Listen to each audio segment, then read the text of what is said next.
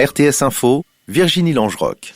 Les députés vaudois ont vivement réagi ce soir aux nouvelles mesures envisagées par le Conseil fédéral pour lutter contre le Covid. Ils ont soutenu l'action coordonnée des cantons romans qui demande à Berne de revoir sa copie. Lors de la séance du Grand Conseil, en fin de journée, plusieurs députés vaudois ont dénoncé ces mesures fédérales. Où est le respect du fédéralisme, a demandé la PLR Carole Dubois. Dans la journée, un peu plus tôt, les gouvernements de 6 cantons romans, Fribourg, Vaud, Neuchâtel, Valais, Jura et Berne, avaient rédigé un communiqué commun pour exprimer leur désaccord sur l'ampleur du dispositif et demander des assouplissements, notamment pour les restaurants et les théâtres et cinémas. Les critiques sont donc venues aussi d'autres cantons romans. Seul le canton de Genève ne s'est pas associé au communiqué commun.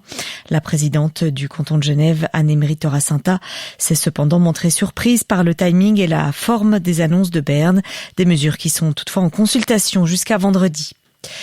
Les trains Eurocity continueront à circuler entre la Suisse et l'Italie, mais en nombre réduit. Cette solution a été convenue aujourd'hui entre les deux pays et leurs compagnies ferroviaires respectives. Hier, il avait été annoncé que les trains ne circuleraient plus en raison des contraintes sanitaires trop lourdes. Le trafic va donc reprendre progressivement. Le trafic régional, lui, reprendra dès ce week-end. Boris Johnson et Ursula von der Leyen ont entamé ce soir une rencontre importante à Bruxelles pour tenter de relancer les négociations post-Brexit qui sont toujours dans l'impasse.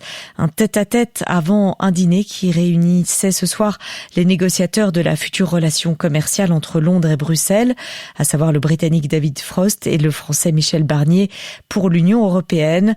À la veille d'un sommet européen à Bruxelles, l'objectif est de voir si les blocages les plus importants peuvent être levés.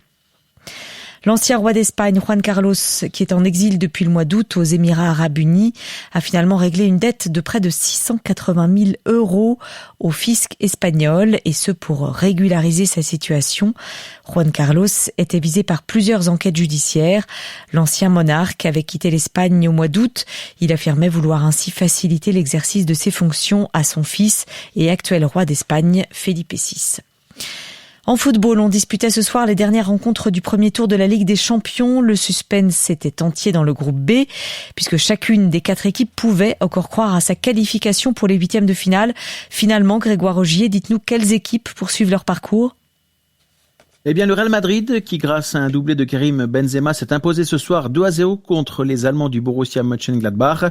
Ce succès permet aux Madrilènes de se qualifier pour les 8e de finale, comme la formation allemande, qui malgré sa défaite sera aussi au rendez-vous de la suite de la compétition au printemps, puisque l'Inter de Milan et le Shakhtar Donetsk n'ont pas pu se départager ce soir. Dans les autres groupes, l'Atalanta Bergame